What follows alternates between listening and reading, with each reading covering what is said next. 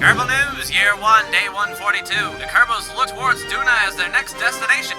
Using a brand new rocket design, Jebediah and Bob lift to the stars. Fairing separation shows the brand new satellite that will be orbiting Ike in just a few years. The nuclear engine is lit for the first time, propelling Kerbals forward efficiently. Once free of Kerbin's sphere of influence, Bob takes a spacewalk and gets science. Final prep is ready for the Kerbals to transfer to the Dunan atmosphere.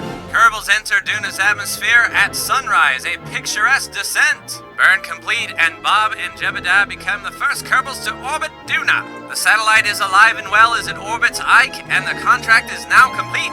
Does Jebediah and Bob have enough fuel to make it back to Kerbin? Stay tuned to find out. Hello again, ladies and gentlemen, Saka here, and welcome back to another episode of Kerbal Space Program. And when we last left off, outside of Duna, we had a lander that we need to get home. Now, with 400 meters a second or so left in the tank after the transfer, I don't think we're going to have enough Delta V to get back to the Kerbin's orbit line, but we can always send up a second rocket that is remote controlled, looking very much like this rocket that we launched here, but without the extra payload to help us get more bang for our buck. You can see only 237 meters a second is our goal to get out of Duna's sphere of influence here. So we'll go ahead and do that, break free from Duna, and set up for the next. So I will see you for the burn. All right, T-minus 27 is when we're going to go. Jebediah is on the maneuver node, and go. All right, so 200 meters a second. Hopefully that will be enough to get us out of Duna's sphere of influence. We're using the Oberth effect, where we were fastest along our orbit right at the periaps, getting as much speed as possible to break free from this guy, and then we can either send up the rescue mission and then use what's left of this fuel to help rendezvous, or we can try to lower our orbit with this particular lander so our other rescue mission doesn't have far to go. I think I want to keep this guy around Duna, or at least in Duna's orbit line, to give us the best chance. If we use up all of this fuel, then it's up to that lander to do all the work, the rescue pod to do all the work, and I kind of want Jebediah to have some extra control here. So SAS off. Did we break free? We did indeed. All right, so let's go ahead and speed up and get out of Duna's sphere of influence here, and then we will get ready for our rescue mission. So here we go. Leaving Duna's sphere of influence with about 400 meters a second of Delta V here. Now, if we wanted to plot a line to Kerbin, if we brought down our periaps, if we burned our apoaps and went retrograde until we got into Kerbin's line here, you can see that we're already down. We could make it on orbits, because the orbits would eventually go around. So as you can see, in 18 years time, we only need, that much Delta V, 700 meters a second, but we don't have that. So I think what I want to do is lower our periaps as close as we can to Kerbin's orbit, and then send up that rescue mission. So we'll go ahead and plot a maneuver node at our apoaps, burn everything that we got retrograde, and then, just formulate a rescue plan from there. So I will go ahead and do this maneuver, get rid of all of our fuel, and be back for the rescue. All right, 465 meters a second is what we have in this rocket. We'll tell Jebediah to point retrograde, and then we will just use up all of our fuel here, and then rotate to where our solar panels will always be in view of the sun, just in case something bad happens, As a matter of fact, let's go ahead and rotate there. There we go. So now both solar panels will be in direct sunlight, and our battery should be fine.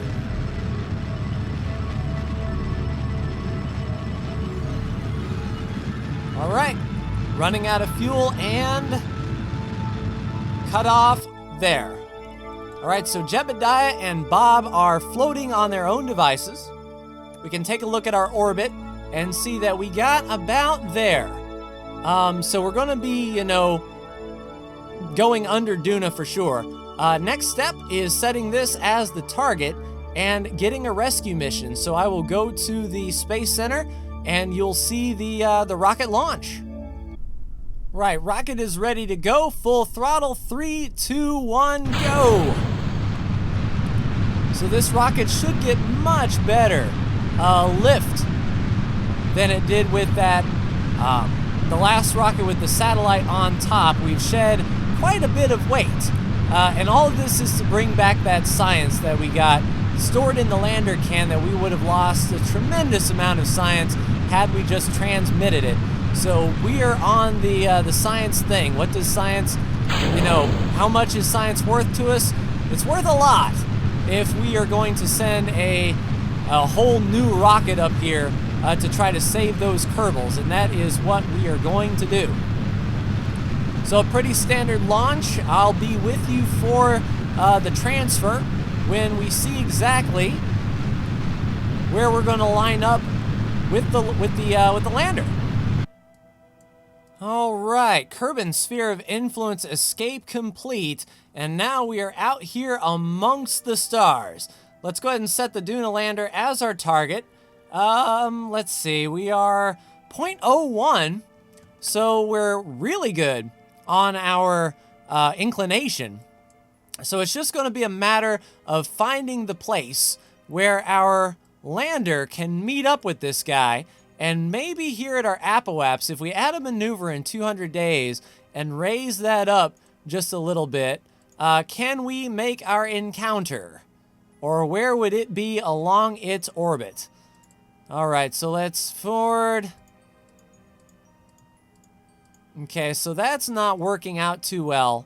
12 years and we're still not getting a good encounter there. How about our periapse over here? If we use the Oberth effect and shoot up to it, can we meet it? Not really. Okay, so that's 900 meters a second. Yeah, I'm gonna have to do some finagling here and see if we can get a good maneuver node. So I will be right back. All right, ladies and gentlemen, after about 35 minutes of faffing about, getting maneuver nodes, and waiting 7 years, we are ready to make our initial burn.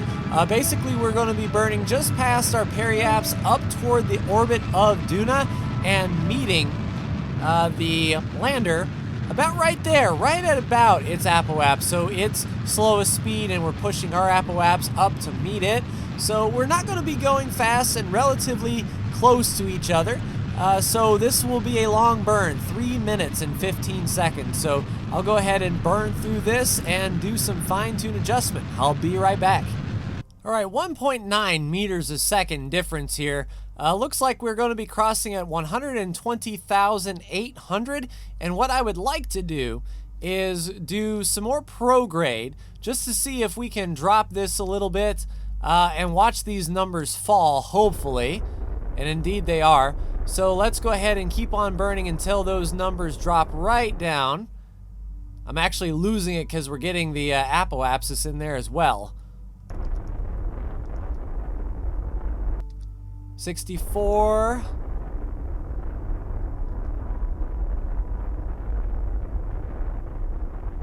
All right, so we're going to have to sort of trade off separation distance to relative speed difference. So we've got 968 meters per second delta V with a 389 meter a second difference. Hopefully that'll be enough because our orbit does intersect Kerbal eventually, and it's not going to be like a no-win situation. So let me go ahead and get out here to our intersection and let's see if we can meet up with our Duna lander. All right, ladies and gentlemen, in deep space, approaching at 12.5 meters a second relative speed, the Duna lander is coming into view 8 years later, and we are going to have some happy Kerbals who are going to look out their window and see their rescue boat, their lifeboat, as it were. So there they are, 500 meters away. Let's go ahead and slow down and come to a complete stop if we can. I don't know if I want the Kerbals to sort of bridge the gap, the 560 meters, but definitely glad to see them.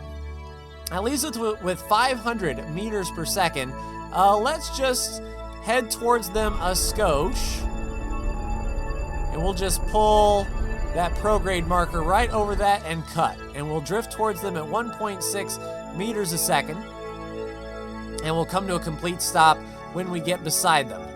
So 500 meters, then the Kerbals are going to take their spacewalk with 500 meters of Delta V in the tank. So let's go ahead and rotate that, the capsule door towards them. We'll go ahead and speed up just a bit, and they will be coming into view shortly. And there they are in all their glory, 300 meters away and just slowly docking up. Didn't use that much fuel slowing down and getting towards them. But there we go, 100 meters away, and there are our intrepid Kerbals. So let's just crack the throttle open just a little bit, get to 0.0 meters a second difference. Just like so. All right, so where exactly, there it is. Can we set this as the target? That's the crew hatch. I don't want to get discombobulated here, but Bob, EVA? Feels good to stretch the legs, eh, boy? All right, take the 12 data, please. All right, RCS on. Good thing we had plenty of RCS fuel. Where exactly is, there it is. All right, so up we go, Bob Kerman floating out in the middle of deep space with his experiments. But once we load them into this capsule, we'll have 500 meters a second to get back home with, which is, you know, way more than these Kerbals had before. All right, and grab on, please. Nice, store your experiments, all 12 of them, and board. All right, Bob is aboard, and all that's left is Jebediah. Which Jebediah is, I'm sure, sad to leave this place that they called home for so long. But this guy will float in deep space for all of antiquity here. All right, RCS, spacebar to get ourselves orientated. And forward we go. Outstanding. So this session itself has been an hour and a half. I don't know how long it's been for you on the recording yet, as I haven't edited it. But my oh my, what a rescue mission. This science better be worth it. I mean, we got a crap ton of science, that is for sure. All right, Jebediah, in your new capsule, please. Climb and board. All right, all that's left is to head to Kerbin with our pilots, and luckily, Jebediah is aboard and he can use his pilot skills. So I'm going to go ahead and plot a course back home and be with you on the approach.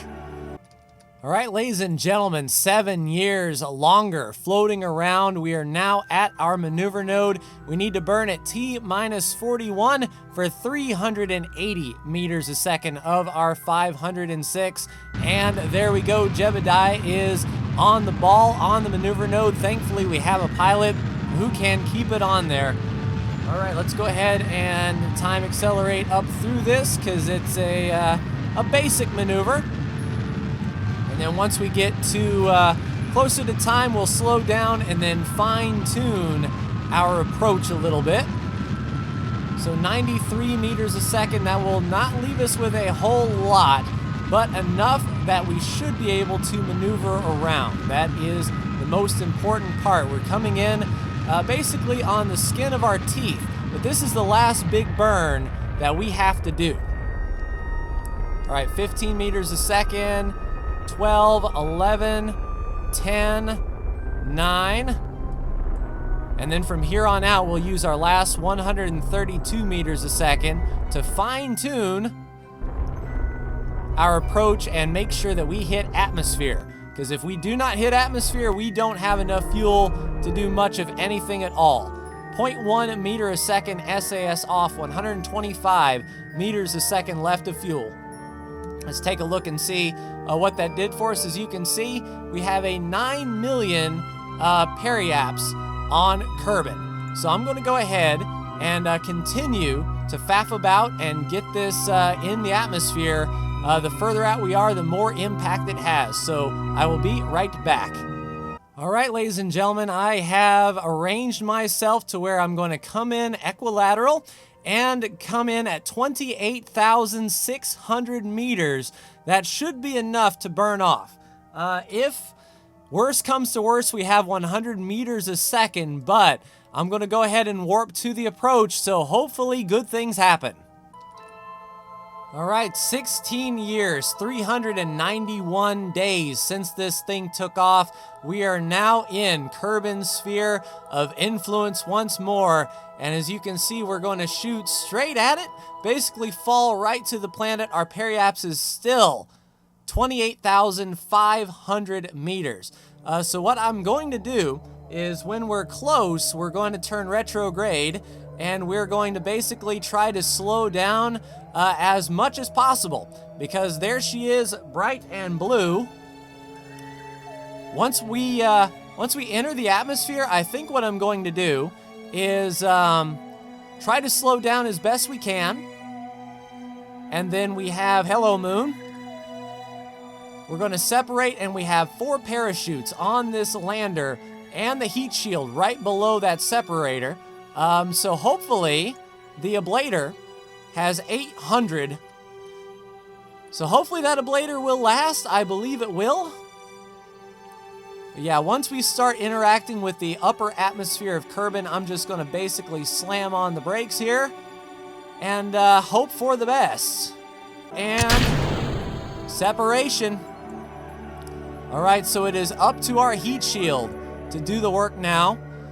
105 electric charge. Hopefully that's enough to keep us upright, and hopefully when we start interacting with this atmosphere, we're going to start slowing down quite quickly.